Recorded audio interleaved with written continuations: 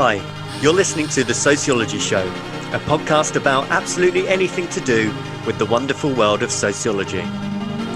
Whether you're a teacher, a lecturer, a student, or just taking a passing interest, this podcast will look at a range of issues from social class, ethnicity, gender, sexuality, religion, crime, education, and anything else that sociology has to offer. My name is Matthew Wilkin, and each episode I will speak to someone working in the field of sociology and let them explain all about their own interests, their research, and their experiences. So, put your earphones in, turn the volume up, and let's be sociology geeks together, eh? Hello and welcome to The Sociology Show. This podcast is sponsored by Collins, high-quality student books, teacher guides and unbeatable value revision for GCSE and A-level sociology. Now, The Sociology Show listeners can get 25% off Collins Sociology resources until the end of December 2021, and that includes a new book, How to Be a Sociologist, an inspiring introduction to studying sociology at A-level and university. So if you are interested in that book or any other sociology resources, then please do head to collins.co.uk/sociology show and enter the code sociology show at the checkout. Terms and conditions apply, but that offer, as I say, is on until the end of December. The Sociology Show podcast is also brought to you in association with Tutor2U, exam performance specialists for A-level and GCSE sociology students and teachers. And so you can visit their website, which is tutor2u.net/sociology. And there you can pick up revision guides, flashcards, revision videos, and everything else that you need for your A-level or GCSE sociology studies. And so this episode is a little bit different. What I've decided to do is host an audiobook, or the first chapter of an audiobook, which is called Can Music Make You Sick? Measuring the Price of Musical Ambition. And this book is written by Dr George Musgrave and Sally Ann Gross. I've been speaking to George, and George has kindly donated his audiobook to be able to put on the Sociology Show here. And so what you're going to hear is chapter 1. The first chapter. I hope you really, really enjoy it. The idea is that based on the popularity and how many listeners and how many downloads we get and what the feedback's like, then if people really enjoy it, which I'm sure they will do, then we're going to put subsequent chapters up in the next few weeks and months as well. So without further ado, let's go over to listen to an introduction first with Dr. George Musgrave. Hi, my name is Dr. George Musgrave, and alongside Sally Gross, I am one of the co-authors of the book entitled Can Music Make You Sick? Measuring the Price of Musical Ambition.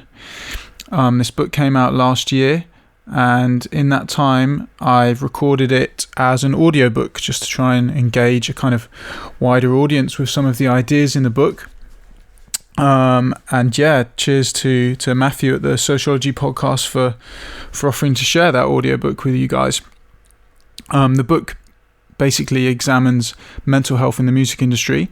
It's one of the biggest studies that's ever been done on this topic, and it does that by trying to bring together survey and interview data to explore the reasons for high self-reported incidences of anxiety and depression amongst musicians, and the book basically looks to break down some of those factors around why anxiety and depression is seen at such kind of staggeringly high levels amongst musicians.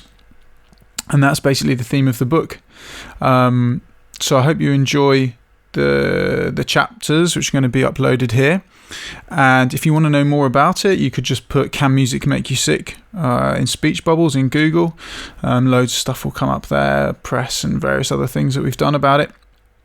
Or you can follow us on Twitter. My Twitter is at Dr G Musgrave, and Sally is on Twitter as at Sally Sharp.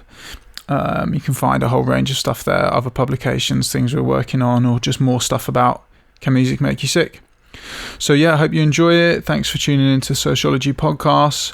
I've been listening back to some of the other interviews, some great people on here. So yeah, nice one. Chapter 1. Introduction. Special Objects, Special Subjects. Welcome to the Pleasure Dome. Frankie Goes to Hollywood. What is life really like for a musician today? Back in 2014, this was a question that had been on our minds for some time. We were looking for ways in which to make sense of the musical world we and our students lived in. It felt to us as if we were existing in an all-absorbing atmosphere in which it felt difficult to find any space to breathe or be heard. We found ourselves approaching this question from our two different perspectives.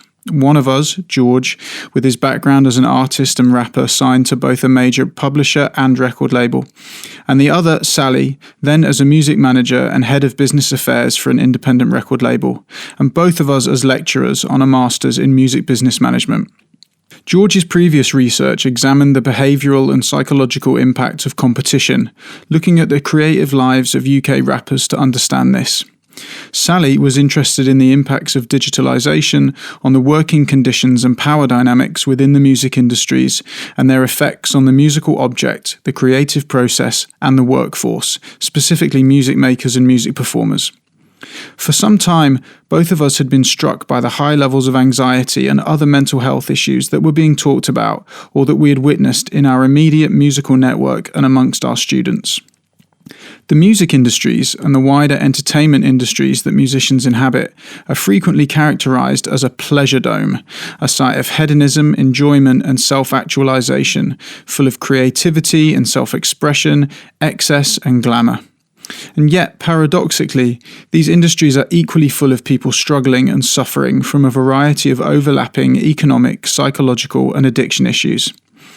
Then, in October 2015, we read an interview in the Guardian newspaper with the electronic musician Benga, in which he revealed that he had been suffering from bipolar disorder and schizophrenia.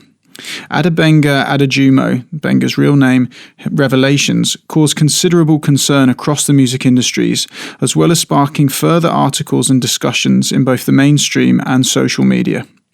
In speaking out so publicly, Benga reignited a conversation that had been smouldering in the ashes of the UK music industries and in the popular media following the tragic loss of Amy Winehouse about the mental health and well-being of musicians.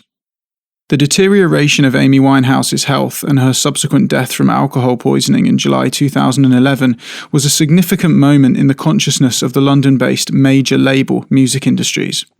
The award-winning documentary Amy, released in 2015, appeared to point the finger of blame at many of those involved in the management of her life and career, and caused much soul-searching and discomfort across the industry. Her loss was deeply felt. The potential for features of a musical career to be psychologically damaging continued in the background of discussions in the popular media in the years that followed, including Adele's revelations of the toxic problems of touring, Birmingham-based R&B, soul and gospel singer Laura Mvula's disclosures regarding her struggles with panic attacks, anxiety and the trauma of being dropped from her record label, and high-profile speculation around Kanye West's mental state. However, it was still not the reflective moment for the music industries that we would later witness sparked by #MeToo. In August 2014, the charity Help Musicians UK published a health survey based on responses from 500 of their clients, in which the respondents highlighted mental health issues as having a significant impact on their working lives. A chance conversation about our initial research into music and mental health led to a meeting between ourselves and Help Musicians UK, which led directly to the initial two-part report entitled Can Music Make You Sick?, which they commissioned and published in 2016 and 2017. These early publications showed alarmingly high rates of self-reported anxiety, 71.1% of respondents, and depression, 68.5% of respondents, amongst musicians.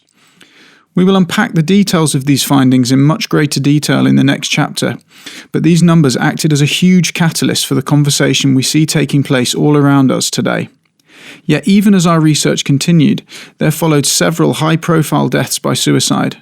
Frontman of rock group Linkin Park Chester Bennington in 2017, Soundgarden's Chris Cornell and K-pop star Kim Jong-hyun the same year, and in 2018, South African rapper HHP and EDM producer DJ Avicii. Echoing the narrative of Amy Winehouse's life and death in the earlier documentary, the now infamous film about Avicii, Avicii True Stories, reveals him too, as a musician, openly suffering under the pressures of heavy touring commitments. Indeed, our own research informed much of the thinking in the GQ cover story published in 2018 entitled Who Really Killed Avicii? Closer to home in Scotland at this time, there was also the loss of Scott Hutchison of the alternative indie band Frightened Rabbit, coinciding with a sharp rise in articles about men's mental health problems. In 2018, there was a reported increase in male suicide in England, up 14% from the previous year. Although it would be overly simplistic to try and draw conclusions from these statistics and individual cases alone, the rising number of cases involving public figures and celebrities, combined with a willingness for medical professionals to speak out, meant that issues around emotional distress, mental health, and well-being were being aired across all forms of media. Indeed, by the end of 2018, Music Business Worldwide suggested the music industry itself was facing a, quote, mental health crisis, unquote. What makes you think you're so special? Why should we care about this apparent mental health crisis amongst musicians? In the first instance, there's a dichotomy between musicians suffering and even dying while producing something that so many people love and which is so special to them. Music is widely understood to be one of our most shared human experiences and is commonly described as being able to transcend barriers and bring people together, no matter how different their backgrounds. It is within this understanding of the power of music that music as an expressive art form is understood to be special. Music's immaterial, affective, and sensorial characteristics are widely believed to enable its fluidity, its ability to travel, its flexibility, and, paradoxically amongst the expressive arts, its utility. Music, through its effective power, is useful on an individual level as an individualized mood regulator, a source of pleasure, a tool for increasing stamina or concentration, and even as a protector. In a group or public place, music can set a mood or act to stimulate emotions. This was beautifully seen in a concert held in the wake of the terrorist attack at Manchester Arena in 2017, in which 22 innocent people died. The poignant vision of a crowd united in grief and defiance, singing the track "Don't Look Back in Anger" by the Manchester-based band Oasis. Music has more than just an economic and cultural value. It has a powerful ritual value too. Music occupies both our psychic and physical space. Music literally creates environments. It is mood altering. It has the potential to make us move our bodies, often in ways people describe as involuntary. It can take us over, and we can see these reactions in everyday situations. People tap their feet as they sit on the bus or sing as they drive their cars. Music is distinctive in that way. Drawing on Nietzsche's idea that we, quote, listen to music with our muscles, quote, Sachs adds, we tap our feet, we keep time, hum, sing along, or conduct music, our facial expressions mirroring the rises and falls, the melodic contours and feelings of what we are hearing. It has been suggested that music can exaggerate our emotions. Indeed, it has been described as the language of our emotions, or by Plato as the memory of emotions. It can be used to alleviate distress, but also as a weapon of torture. We would argue for these reasons music is special and agree with Hesmenhal that music matters. However, can we or should we extend this specialness of music to music creators? Why should we care about them, and why should we care about their mental health? This idea is far more problematic and for complex reasons. However, if we are to understand what is happening to musicians at this present juncture, we need to examine whether there is any evidence that those engaged in musical work might be special insofar as they may experience their work in ways that are particular and thus worth examining. We have developed our position from existing theories which argue that musical work is indeed special for its ability to tell us something about patterns of work and the development of the economy. If we accept this position, then it is possible that by examining the specific characteristics of this type of work, we might learn something useful about the development of labour relations in the knowledge economy. In his book, Noise, the Political Economy of Music, the French economist Jacques Attali identifies a correlation between the shape of capitalism's development and the transformation of the uses of music in Europe. At the end of the book, written in the late 1970s, he made a prophetic statement about how the development of electronic music would democratize music production and profoundly impact its economic value, suggesting that in the future, only a very few people would earn money directly from music and our uses of music would change. Attali's work highlights the centralization of the place of music and the mode of music production within the development of capitalist economies and Western liberal democracy. He suggested that the privatization of music foreshadowed the character of capitalist society by aligning music's commodification with the development of the figure of the individual entrepreneur. The musicians of today are, in many respects, an exemplar of the creative entrepreneur that Attlee predicted, despite many musicians being reluctant to use this label. The figure of the new music entrepreneur was acutely summed up over 30 years later in the title of the North American rapper 50 Cent's 2003 album, Get Rich or Die Trying, which so devastatingly crystallizes the logic of competitive individualism. Attlee's theory reveals something interesting about both the use of music and social and cultural development. The suggestion is that by trying to understand how musicians work, we might learn something about the wider, changing world of work in the digital age. As Nunes suggests, quote, musicians are the canary in the coal mine, end quote.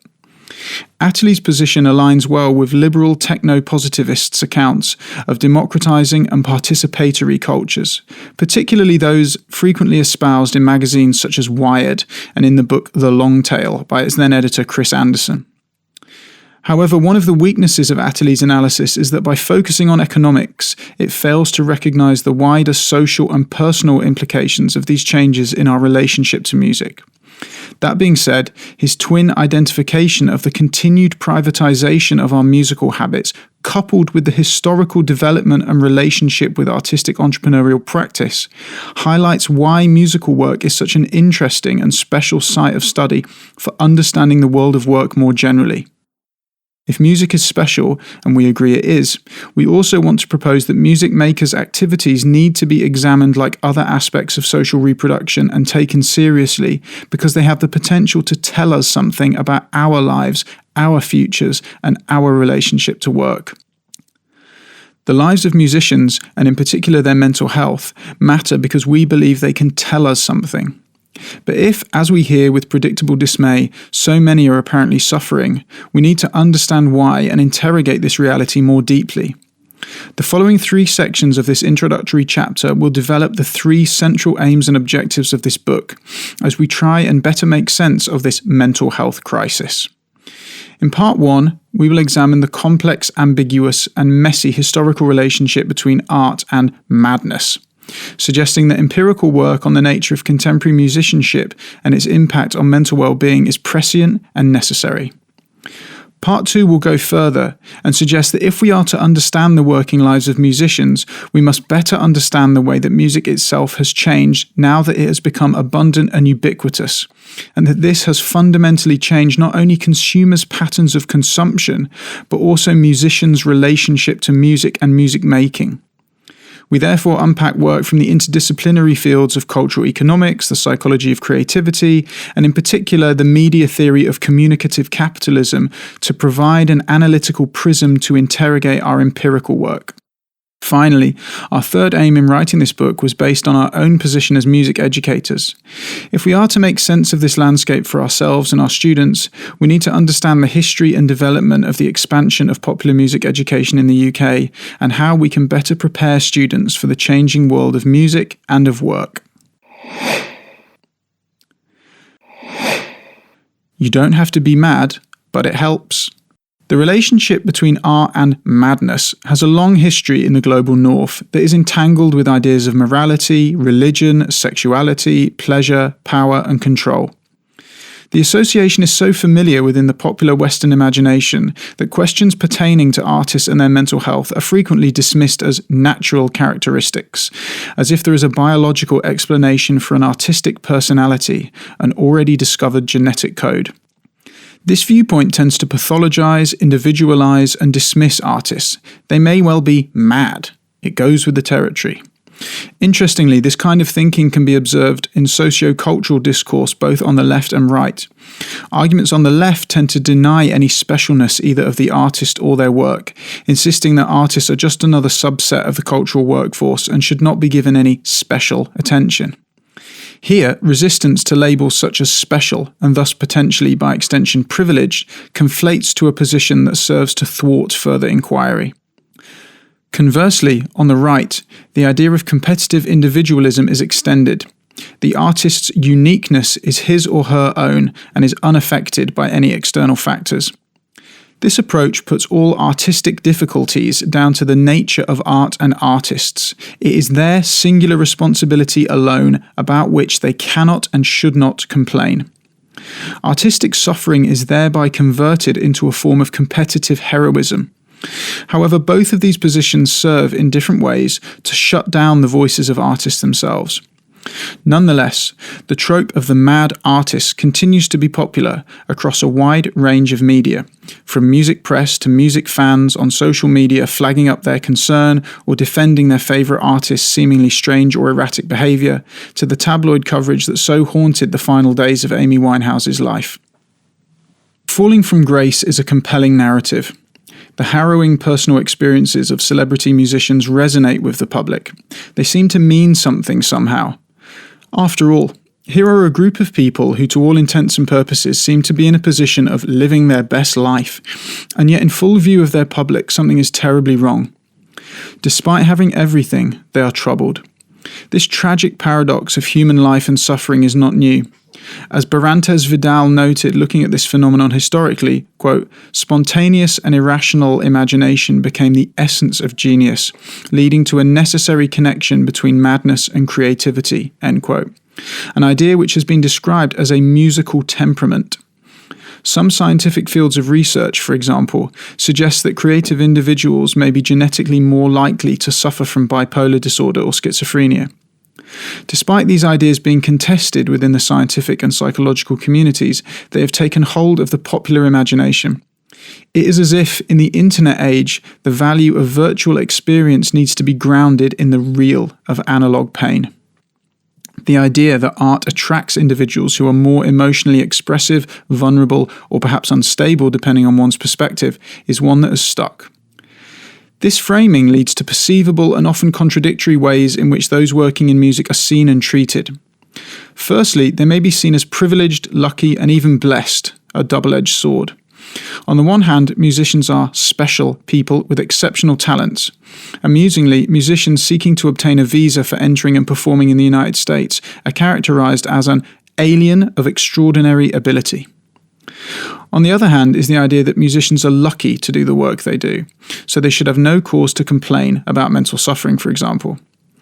The second classic conceptualization of musicians is often couched as a tension between creativity and commerce. This idea is rooted in the widely held view that, as Austin and Devin put it, art often doesn't get marketed effectively by artists for an understandable reason. Most artists want to do art, not business. This leads to a kind of invisible divide, a gap that, whether real or imaginary, can lead to misunderstandings or miscommunication. Finally, there is the idea that musicians are expected to be, and may therefore be seen to be, acutely emotional or overly sensitive, giving rise to associated traits such as being unreliable, irrational, and difficult.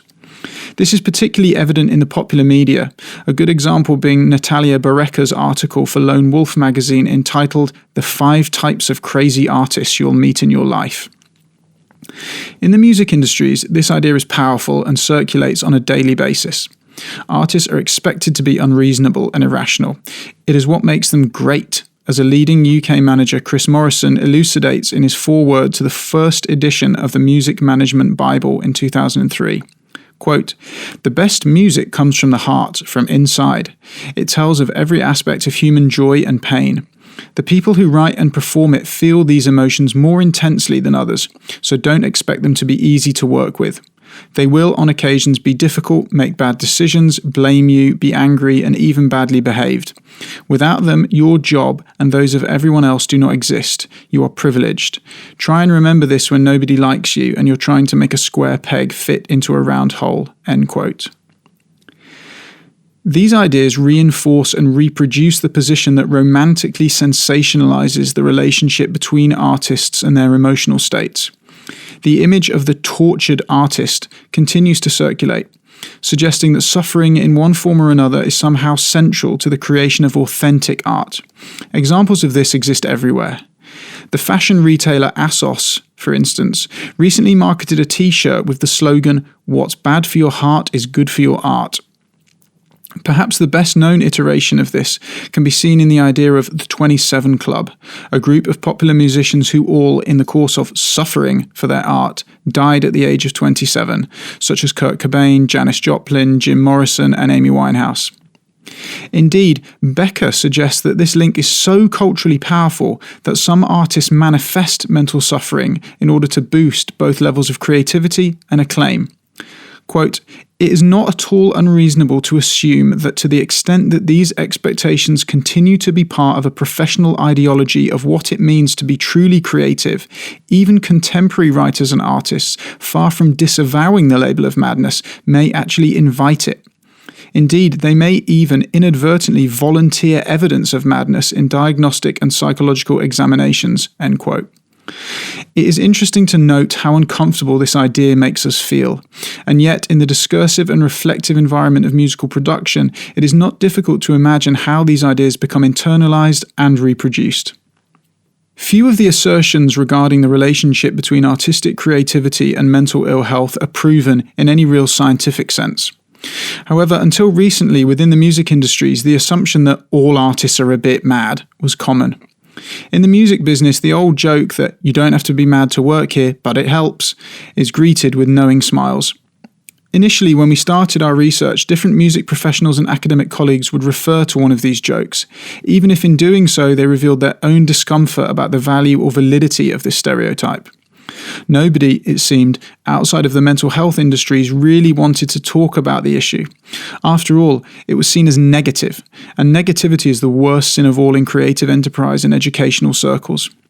Yet if one accepts that music making is a special activity, it follows that those involved in it are themselves special, and that this informs their worldview in much the same way as a religious belief might to others. Indeed, there is a powerful rhetoric within the music industries themselves that musicians are special. A key instruction on all music and music business courses, such as the one we run at the University of Westminster, is to believe in yourself. Believing has become the operative imperative. Nothing is possible if you do not believe in your music and believe in yourself. And as John Berger famously noticed in Ways of Seeing, quote, "The way we see things is affected by what we know or what we believe," end quote. The meaning that belief gives to the believer's experience cannot be so easily denied, and belief is a central part of what shapes human understanding. However, the measuring of belief and the degrees to which one might go to prove one's beliefs have ancient historical roots that include sacrifice and martyrdom and are the core of all subjectivity. Committing to a musical career has long been understood as a calling, in which paying the ultimate price echoes the language of political, religious, and philosophical fervour, where the ghosts of magical thinking still loom large and believing in yourself is a daily imperative. Can music really make you sick? The title of this book and the pivotal question behind the initial investigation, "Can music make you sick?" is usually greeted with a surprised smile or even laughter. The mere idea that music might make anyone sick seems at first ridiculous, even absurd. In fact, we as authors disagreed about the title at first. After all, from an educational, economic, and public policy perspective, creative work is extolled as economically valuable, socially meaningful, as well as individually fulfilling and a privilege. Indeed, the United Nations suggests that investments in the creative economy, including the music industries, are crucial in order to, quote, "contribute to the overall well-being of communities, individual self-esteem, and quality of life," end quote. Furthermore, music's therapeutic role in helping people to overcome trauma and as a positive force in promoting health and well-being is almost universally acknowledged. Music's affective quality is undeniable, and scholars across a wide range of disciplines from the humanities to the sciences have written about the importance and positive power of music. A famous example, albeit a rather classist one, known as the Mozart effect, suggests that listening to Mozart may lead to short-term improvements in spatial temporal reasoning, although there is by no means scientific consensus on this. More recently, the emotional impact or effective quality of music can be seen to be at the heart of playlisting, a process which we might think of as the backgrounding of music to both soothe and stimulate. Indeed, Paul Anderson suggests that platforms such as Spotify are today a form of neo-muzak, providing, quote, algorithmic or curated musical moodscapes and affective atmospheres, end quote. It doesn't require a huge leap of the imagination to ask then if music is used in the same way as recreational drugs, and therefore if music has the power to affect us positively, might it not have negative impacts too?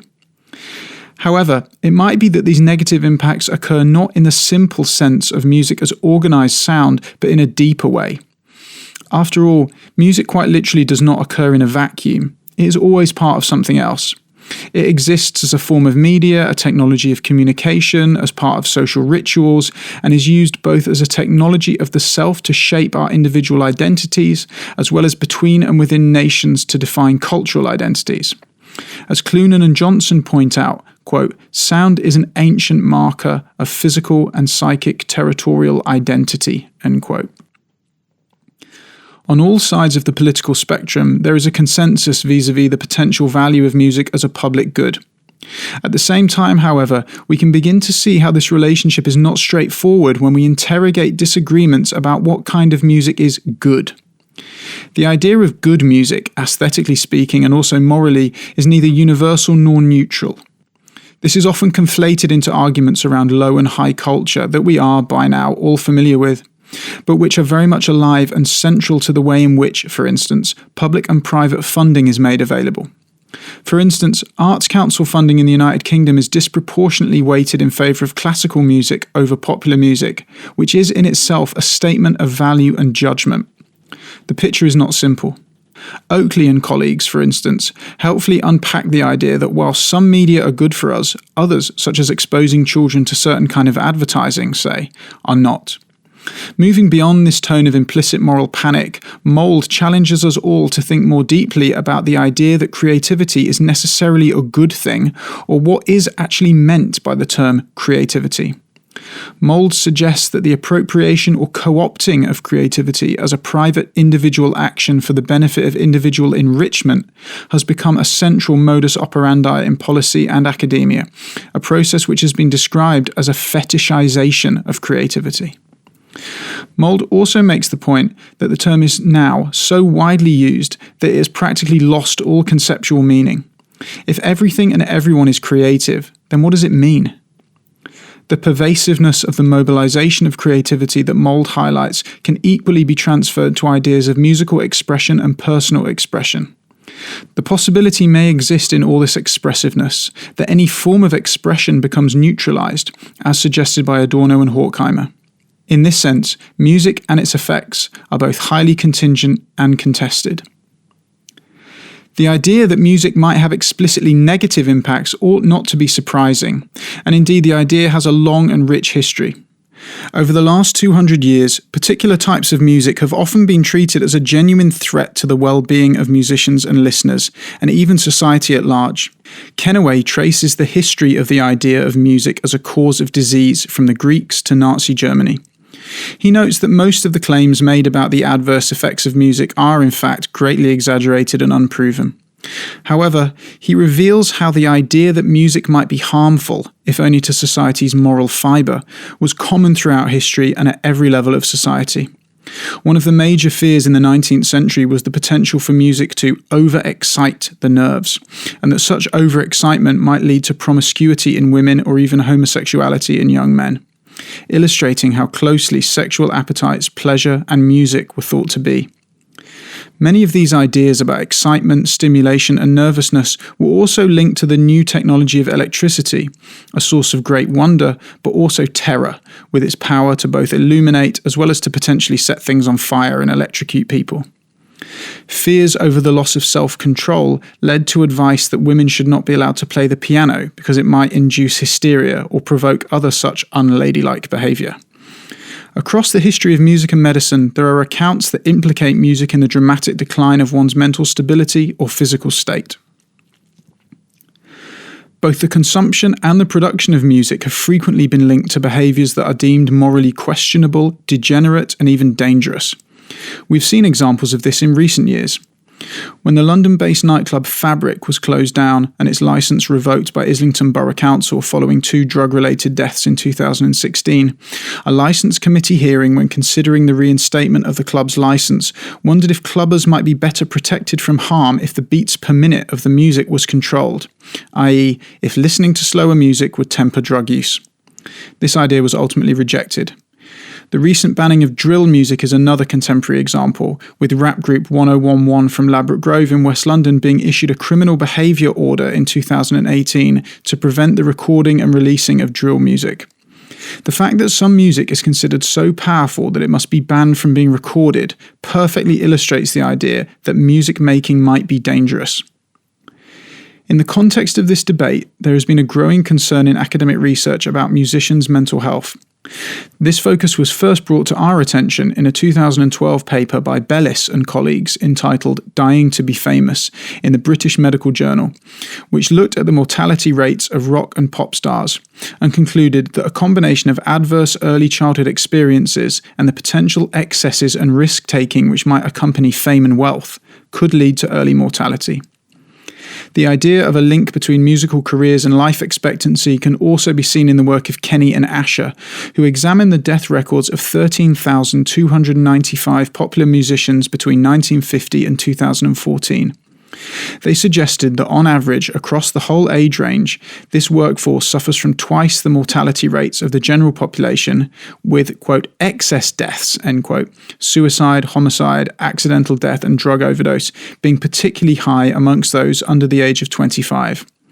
However, neither of these studies concerned living musicians, nor were they based on primary research. In recent years, there has been a relative explosion of research examining the links between musical work in the field of popular music and the negative impact this might have on the mental health and well-being of artists. In the pre-digital age, this literature was driven primarily by Jeff Wills and Carey Cooper in their 1988 book Pressure Sensitive: Popular Musicians Under Stress, and in the groundbreaking work of Susan Rayburn. Today, much of the literature examining the links between the working lives of musicians and their mental or emotional well-being has done so in the context of examining precarity. Precarity and the idea of precarious labour forms part of widely circulating discussions about working conditions not only for musicians, but more widely in the ever-expanding knowledge economy and gig economy. Indeed, a helpful concept is that of the precariatized mind, a psychological state brought about as a consequence of precarious work, such as musical work. This is linked to heightened levels of anger, anxiety, alienation, and draws on the work of Emil Durkheim and his notion of anomie. However, there have recently been studies which, like ours, have taken health and well-being as their central focus. This work has been global in scale, with major studies emanating from Australia, New Zealand, France, and across North America. Indeed, ever since our own survey in 2016, which we will unpack in more detail in the next chapter, there have been an increasing number of similar studies. For example, one which focused primarily on Northern Ireland and the Republic of Ireland found that mental health problems were 3 times more likely in the creative sector. The most common mental disorders diagnosed were found to be anxiety at 36% and depression at 32%. More recently, the Stockholm-based organisation The Record Union produced the 73% report, suggesting that 73% of independent music makers suffered from some kind of mental illness such as anxiety and/or depression. Other topics of research surrounding the deleterious impacts of musical careers have included performance anxiety and exhaustion, although this has been a key topic of inquiry in the field of classical music much more so than in popular music, and the psychological strain of touring, including a focus on cultures of drinking, missing loved ones while travelling for extended periods, and even the development of eating disorders and its links to perfectionism in musicians. Recently, the Sims Foundation published its report which suggested that occupational and financial stress are independent risk factors for anxiety and depression in musicians. Just what is going on? Emerging studies of the working conditions of musicians undertaking creative labour suggest that their experiences are potentially emotionally and physically damaging.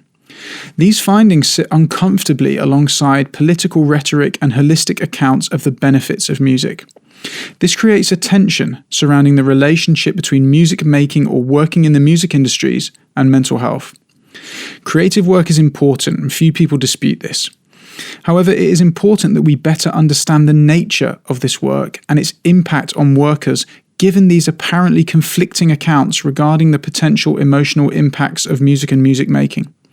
And so this, then, is the first objective of the book: to provide an empirical understanding of how contemporary musical artists and professional musicians experience the aspiration to build a musical career, and how these musicians feel about their emotional well-being and mental health. Abundant music. Excessive music? Quote, sociologists have written extensively about the new world of work characterized by risk, uncertainty, and temporary contracts, but their attention so far has not been focused upon creative work. For this reason, nobody has posed the question of how much art, music, and fashion the culture society can actually accommodate. How many cultural workers can there be? End quote, by Angela McRobbie. It has been 2 decades since Angela McRobbie asked this important and challenging question, during which time we have seen the amplification and acceleration of many of the processes which led her to ask it. Until recently, she got little response. Although many have addressed the question in terms of the impact on the art object, it seems few had the appetite to ask what would become of the workers. What happens when everyone is making art, and art is everywhere? There has never been a point in human history where we thought that everyone could make art. It was in special places and made by special subjects. Art in secular modernity, however, has come to replace the space previously occupied by spirituality and belief systems. As the New York Times proclaimed in 2015, we are all artists now. Sure, but what does that actually mean? Attlee has been revisited by Drott and others, as it has been argued that he predicted the position of music within the digital media market, where music is both abundant and free.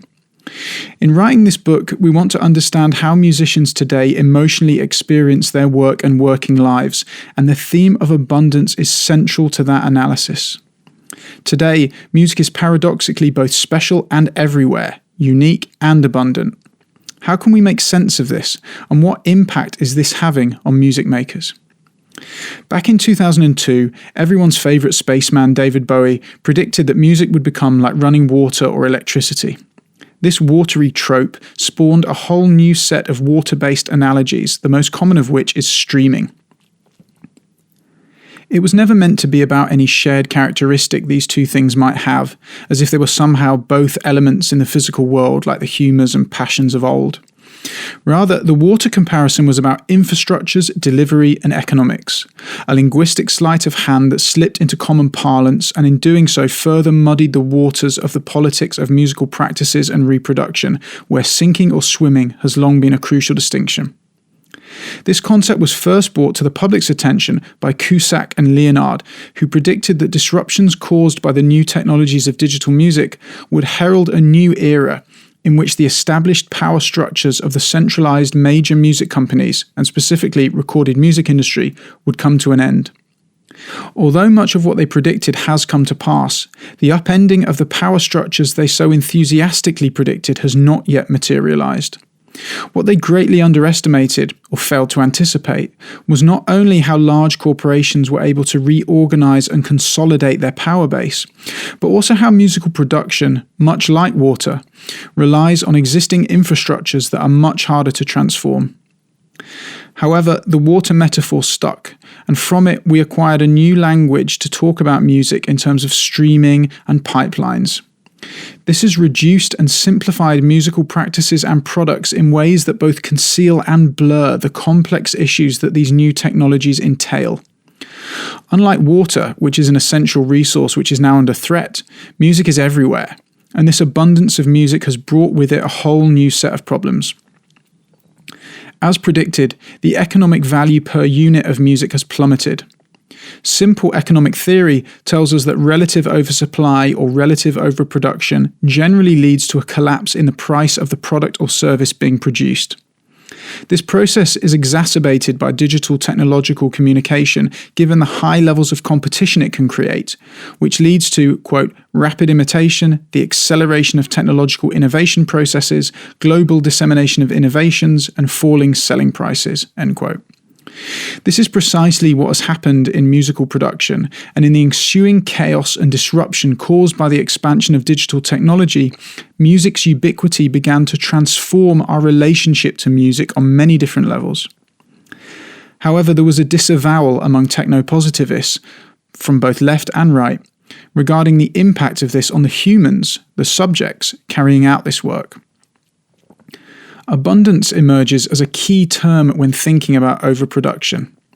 Outside the sphere of economics, we might think of abundance as a good thing, an abundance of fruit, an abundance of vegetation or wildlife, or more conceptually, an abundance of opportunities. The word abundance has a normative implication, that it is good. However, abundance also implies excess, and excess has the potential to create waste, to reduce value, and give rise to new problems. By extension, abundance suggests the absence of scarcity, and in economic terms, scarcity is central in creating value. Neoclassical economics, which until perhaps 10 years ago had been the dominant voice within the field, and which still dominates the teaching of the subject, certainly at undergraduate level, demonstrates clearly how an increase in productive abundance causes a diminishment in profitability and results in suboptimal outcomes in resource allocation. The focus of the discipline is often on consumers and on consumer welfare. However, we need to move beyond the restrictive parameters of economics and ask which psychological suboptimal outcomes, such as those related to well-being, are experienced by the producers as opposed to the consumers in this environment of hyper-competitive oversupply and abundance, and why. Understanding musicians' emotional experiences of an age of abundance is a central driver of this book. That is, what happens when music and music making is everywhere. Communicating when music is media content. In order to understand the impacts of abundance, we need to move beyond cultural economics alone. In writing this book, we want to examine how the changes brought about by digitalization impact the lives of musicians and those striving to build a musical career. We want to know what musical work actually feels like today, in an environment where it struck us that our relationship with music itself was evolving as it was becoming ubiquitous. Whilst there have been volumes written about musicians and their working lives, both in the analog age and the digital age, and even though some have argued that much of the music industry's infrastructure has remained unchanged, it seemed evident to us as educators and researchers that the working lives of musicians and those young people who wish to embark on musical careers, many of them enrolled on courses in higher education such as ours, were being impacted by changes in the digital media and entertainment landscape. The changes we began to ask concerned what music makers' relationship status with music making and building a career in the music industries might be. Did the role that music played in their lives tell us something about what it means to be a musician today? That is, could looking at music as an object and the role this object plays in our lives offer us a conceptual architecture to try and make sense of the tensions and contradictions outlined above? As listeners, our relationship to music in the digital era has been transformed. Not only is music seemingly everywhere, but the way we interact with music is also changing. This change is not specific to streaming, but started with music becoming mobile. From a historical and cultural perspective, once music became mobile and one could close oneself off from the world via music, the way we used music had shifted profoundly. The mobility of music in playback form can be traced to the advent of the Sony Walkman, which allowed the owner to seal themselves off from the public space in their own sonic environment and, for example, go jogging or travel to work listening to Michael Jackson's Thriller, or to create their own mixtapes. But if the uses of music have changed, has music itself changed too? And if so, is the position, form and function in the way that music is used being accelerated, amplified and hyper-fragmented by digital realities? The question which seemed to be everywhere as music's use in that singular sense grew and evolved was, what can we use music for? Music, of course, has always had specific uses in spiritual and social contexts, and as a way in which individuals construct their own sense of identity through aesthetic choices. In this context, Oscar Wilde's quip that all art is quite useless is no longer true, nor a laughing matter. Today, instead, quote, music for new generations is not about reflecting their unique personas, but a mirror of the activity he or she is performing, end quote, by Pinto. In an age where music consumption has become private and individualized with passive uses, playlists to study to, playlists to sleep to, playlists to do yoga to, and so on, the utility of music is changing. This suggests that a listener's relationship to music, to the musical object, has shifted and changed. But if this shift has taken place for consumers, as many seem to suggest, it must have happened for producers too, for the musical subjects. What does it mean to be a music maker when music itself is everywhere and being used and consumed in such different ways? In trying to answer these questions, we want to make sense of what is happening to the value of music in this new ecology. These changes in musical utility highlight how insufficient music business theory alone, such as it exists as a specific discipline, is in helping to understand our new musical world. Under these conditions, whereby music has become more akin to any other type of media, it is more fruitful to look instead at new media theories to try and make sense of what is going on. As a student of ours astutely noted in a lecture, it feels like music can sell everything apart from itself. Music has changed so that now, according to Negus, a musician has changed, quote, from the creator of product to the curator of content, end quote, in an era typified by a shift, quote, from music as art to music as data, end quote. If music is now media, networked, abundant media content, then we need a theory of media to understand it, and to act as a conceptual prism to interrogate the empirical work in this book. In seeking to understand how musicians today are trying to communicate with their audiences, the work of Jodie Dean, which is primarily interested in political discourse, has important insights for musical practices. In her theory of communicative capitalism, she details the ideological unification of media, neoliberalism, and democracy. Her suggestion that the networked infrastructure of participatory democracy, epitomized by online social media and communication technology, which encouraged getting connected, taking part, participating, has many parallels with what musicians, artistic communicators, are told. For Dean, communicative capitalism today is based primarily on the exploitation of communication as well as labour, as per the capitalism of old. This process is the commercialization of our sociality, which Terra Nova has labelled as a capture-all, whereby the lines between work and non-work evaporate. There are three formal properties of this new form of capitalism. Firstly, messages today are reconfigured as contributions, similar to Negus's suggestion that music has been reconstituted as content. Classically, Dean explains, as per Shannon as well as Habermas, that communication is understood as a message sent by a sender to elicit a response, i.e. it has a use value. Today, however, messages have an exchange value, i.e. how many shares or retweets or likes or engagement does your message have? The messages we send are now part of a data flow with an indiscriminate slew of jokes and questions and comments and satire and thoughts, etc. What matters is what she calls the logic of the count, the communicative equivalence of messages in which everyone is free to take part and should take part. The second feature is what she calls the decline of symbolic efficiency. If a symbol is effective at symbolizing something, it can be understood in various contexts. We know what a crucifix, for example, means, whether we see it in a church or on heavy metal artwork.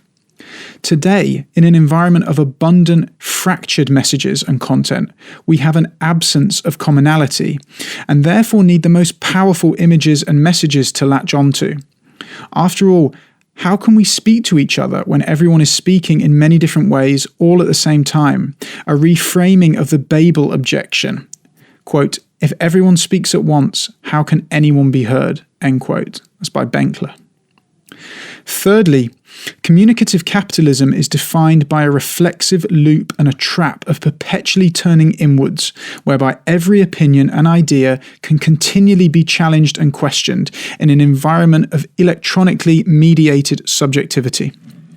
For Dean, this undermines political action as it is reconstituted as data to be captured and sold by companies such as Facebook or Twitter. And indeed, these digital conglomerates are becoming increasingly powerful in the music ecosphere, a broader conceptual term which encompasses more than just the music industries to include wider areas of production in which music is embedded, notably technology companies. In an argument similar to that of Negus, Dean suggests that digital communication is no longer simply about communicating. More than this, digital media have transformed the production of messages. Linguistically evocative as well as conceptually useful, Dean describes communicative capitalism as being defined by fantasies. A fantasy of abundance holds that this deluge of communication is a good thing for democracy. Dean suggests the opposite is true, insofar as it reproduces capitalist inequality and in fact creates even sharper distinctions of inequality rather than challenging it. The second fantasy she identifies is one of participation, in which everybody gets to partake equally and that this process is socially desirable. This second fantasy is driven by a technology fetishism rooted in the belief that new forms of technology might be the source of our political liberation and the answer to all society's problems. The automatic response to any problem being, there'll be an app for that. Throughout these three features of communicative capitalism, and in the language of these fantasies, there are striking parallels with the music industries. Dean's work is about how communication has become a primary commodity in digital capitalism, and music as a communicative art form in its new media setting is an exemplar of this. In this sense, we use Dean's work in this book as an analytical device to allow us to oscillate between the two shifts of scale which our subsequent analysis aims to straddle: the practices and experiences of music makers aspiring to build a career on the one hand, and the general trends and transformations in the culture and political economy of commercial and popular recorded music industry on the other. This, therefore, is the second objective of this book: to understand the nature of contemporary conditions of creativity and their impact on musicians and their mental well-being by drawing on interdisciplinary insights from critical media theory, the psychology of creativity and work, and cultural economics. In doing so, we want to bring empirical sociology and critical theory together to interrogate the impact of changes in the wider digital economy on the working lives and well-being of musicians. Music education and the pipeline. The impact of musical abundance and the digital transformation of music are central to our analysis in this book. However, given our position as music business educators, we also want to examine how the coupling of music with more recent policy decisions and the emphasis on technological developments has impacted changes in music education and in policies relating to widening participation. The industry trade body UK Music designates this area as the music pipeline, a place where music and its related industries should be seen as productive and viable labour markets, with a clear emphasis on the economic value of music. The pipeline metaphor may well prove to be an unfortunate choice given all we already know about sustainability and the current climate crisis. Anecdotally, we've been struck over the past 5 years by the changing composition of students on our MA in Music Business Management course. Our cohort used to be made up of students who had a business background of one kind or another, either studying business at undergraduate level or working in the music business in some capacity. Now, however, up to 80% of our students are aspiring musicians with undergraduate degrees that reflect their aspirations, and they mainly come from music and specifically popular music or music technology courses. Generally, they say they want to learn more about the industry in order to help themselves develop their careers or increase their music industry contacts. We want here to briefly examine some key moments in the recent history of these developments to see how this has played out in the field of music education. Music has had a significant role in the reinvention or reimagining of post-war Britain, including the modernisation of state education. Acknowledging the crucial importance of this longer history in laying the groundwork for the present day, we want to highlight the centrality of higher education to government policy targeted at building and promoting the creative industries since the mid-1990s. Here, the continued expansion of the university sector, coupled with an emphasis on technology rooted in creativity and innovation, was central to the vision of establishing a post-industrial future. The growth in the recording industry and the wider creative industries and access to music education played a crucial part in this process. We want here to sketch out one approach towards better making sense of musical abundance and its impact on workers by looking at the explosion of music in higher education and unpacking what this tells us about what has driven the expansion of aspiration to participate in the music industries, both as music makers and music workers, and to assess whether or not this has been a positive development. Music education entered into secondary and higher education from the late 1960s and early 1970s, yet it was the shift in musical practices and experiences in the popular music genres of the 1980s that heralded the enthusiastic expansion of what Born and Divine call non-traditional music education, traditional being classical music, into secondary education in the late 1990s. It is important to acknowledge the different tiers of music education and their hierarchical relationship to one another, and indeed Atterley suggests that music plays an important part in social ordering. For example, the Classical Music Institute, which demands and requires classical music training from a young age with grades and homework and orchestra practice, and by extension necessitates a supportive family background, can be seen as diametrically opposed to the kind of youth training schemes that were and are available through various different providers, from charities to private training companies to local authorities working in the field of popular music. Today, there are essentially three kinds of musical training available: classical, jazz, and then contemporary or popular music. Alongside this, there is also audio technology or music tech, as well as the growing area of music business and/or music industry studies, the latter of which tended to emanate as commercial music offerings at undergraduate level. The adoption of the Further and Higher Education Act in 1992 put the brakes on the increasing number of music-based courses outside of the classical music education environment, which remains, in a sense, separate.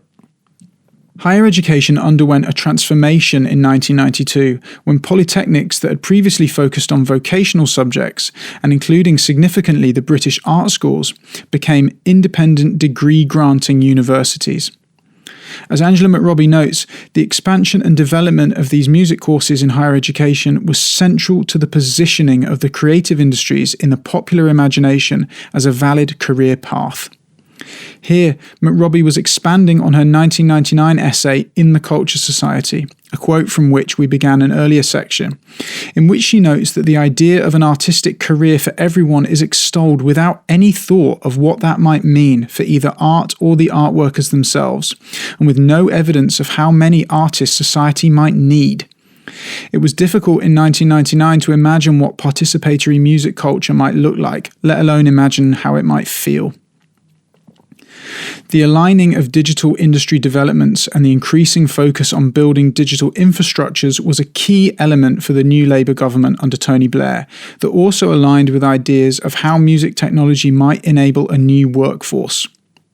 This new form of music education and the expansion of popular music courses in general, as well as commercial and music business courses, were therefore at least partly articulated in terms of policy demands, wherein they were, quote, conceived from the late 1990s as key repositories of entrepreneurial values allied to expectations of economic growth and of boosting employment, end quote, from Born and Divine. Significantly, these types of music courses appear to revise the tension of the creativity versus commerce debate.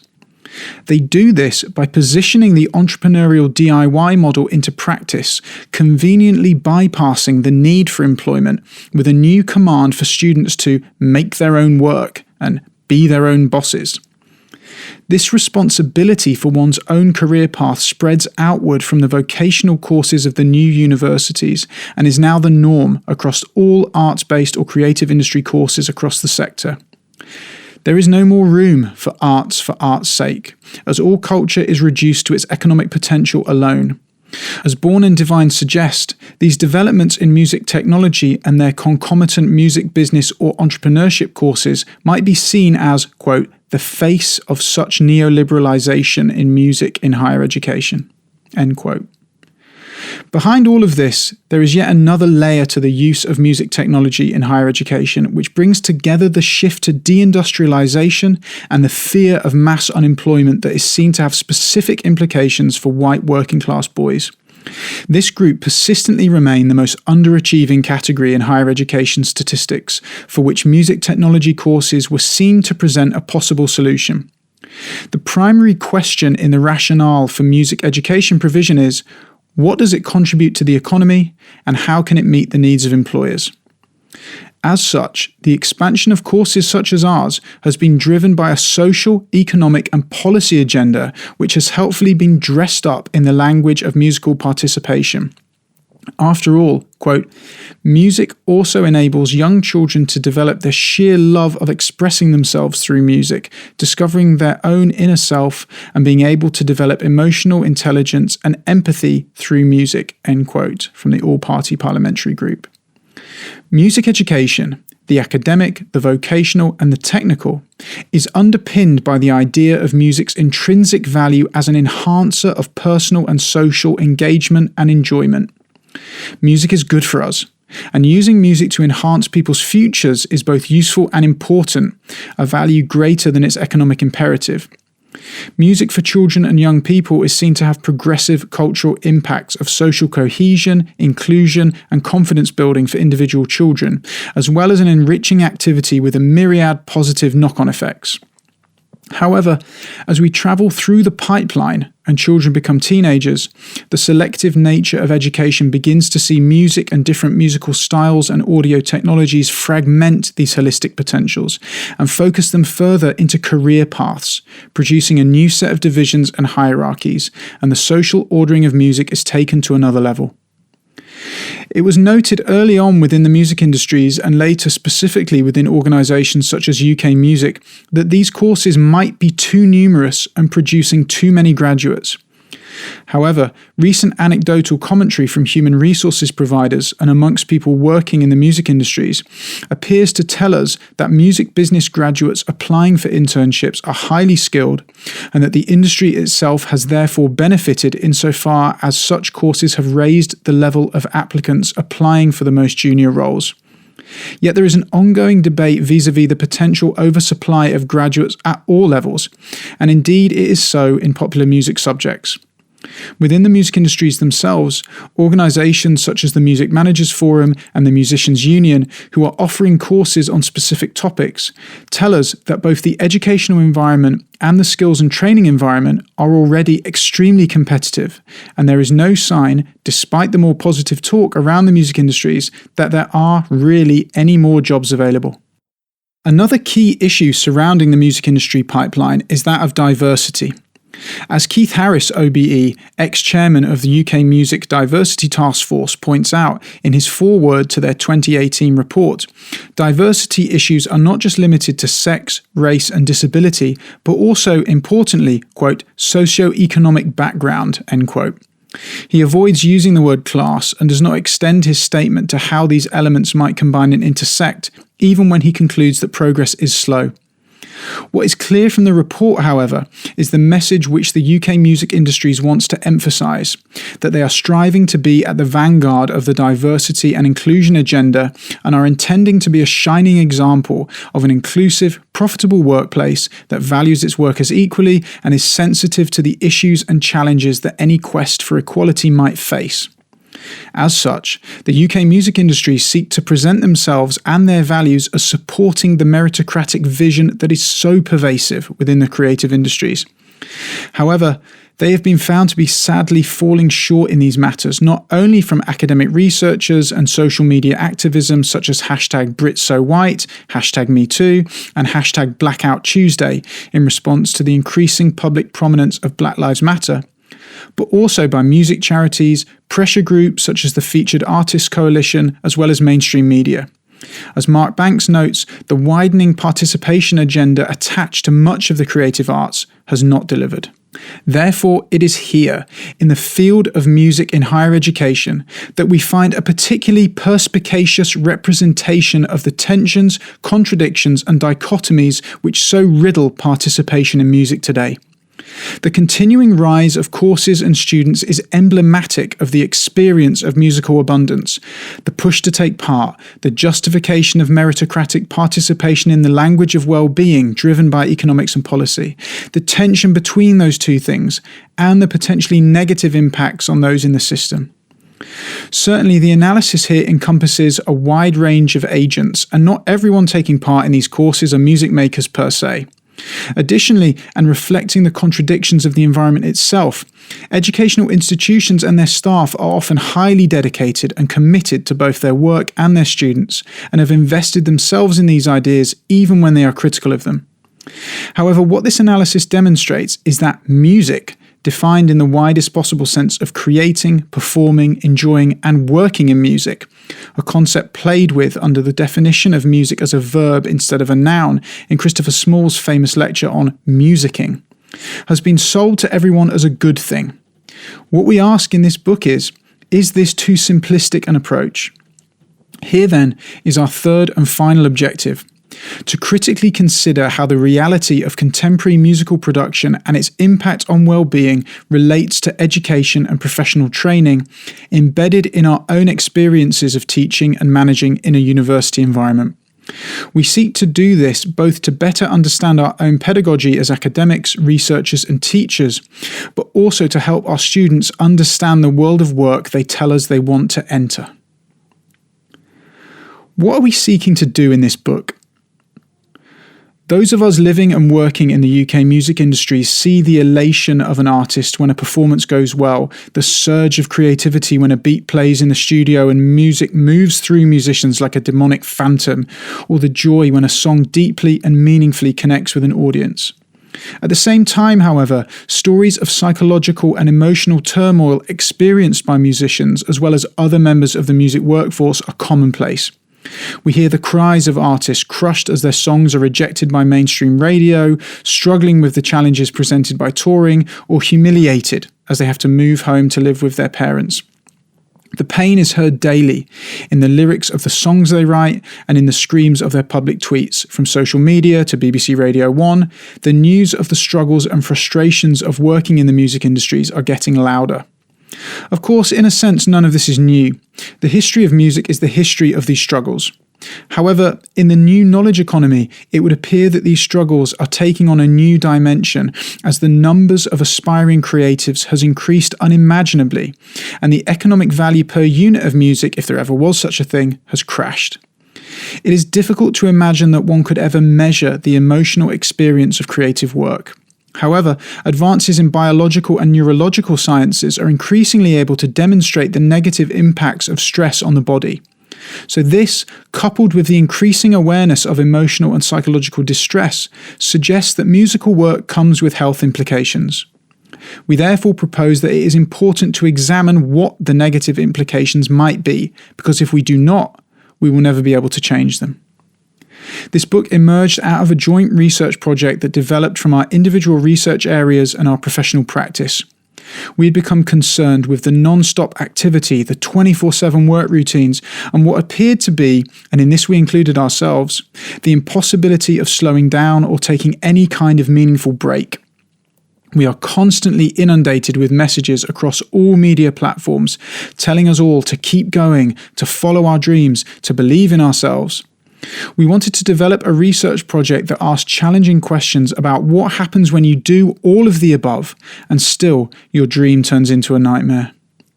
Under neoliberalism, creative entrepreneurs and musicians in particular can be seen as keepers of the faith. They embody the creative work they do. However, if they, the dreamers, the risk takers, were in fact falling sick, as research appeared to suggest and which our professional lives indicated, this was indeed a dystopian vision. In this atmosphere of hypermediation and amplification of the self as a site of all meaning and production, what does it mean to those actively engaged with music, an inherently reflexive art form? This book then is a study of how musicians, defined as those who describe themselves as such, a position we will deal with later when we look at the labour-work paradox, feel they experience their working conditions. We set out to listen to musicians and hear what they had to say about how they felt their working conditions impacted their mental well-being. Listening to what these workers say is an important way to understand this area of cultural work. The idea that examining musical practices can reveal interesting and complex information about the societies and individuals that produce them is a long-held one and is shared across many disciplines. We seek to question how the problems caused by the changes of digital media challenge the idea of democratization, and in doing so, look at the complexities caused by the unimaginable increase of musical products. If democratization holds within it an ideal of growing inclusion and participation, how have these essential characteristics played out in terms of equity and social justice as reflected in new media practices? And what are the implications for the well-being of individuals and the health of society as a whole? To summarize our central ambitions, as set out in the course of this opening chapter, this book aims to do three things. First, to provide an empirical understanding of how contemporary musical artists and professional musicians experience aspiring to build a musical career and how these musicians feel about their emotional well-being and mental health. Second, to understand the nature of contemporary conditions of creativity and their impact on musicians and their mental well-being by drawing on interdisciplinary insights from critical media theory, the psychology of creativity and work, and cultural economics. In doing so, we want to bring empirical sociology and critical theory together to interrogate the impact of changes in the wider digital economy on the working lives and emotional well-being of musicians. Third, to critically consider how the reality of contemporary musical production and its impact on well-being relates to education and professional training, embedded in our own experiences of teaching and managing in a university environment. We seek to do this both to better understand our own pedagogy as academics, researchers and teachers, but also to help our students understand the world of work they tell us they want to enter. The Sociology Show podcast relies on the kind contributions of sponsorship and donations. If you enjoy the show, then you can help with the hosting costs by donating as little as £5 on the GoFundMe page. Simply visit uk.gofundme.com and search for The Sociology Show. If you can donate, then you will be sent a Sociology Show pen as a small thank you for your continued support of the show. Thank you for taking the time to listen to the podcast. If you would like to contact the show or be interviewed, then please email thesociologyshowpodcast@gmail.com.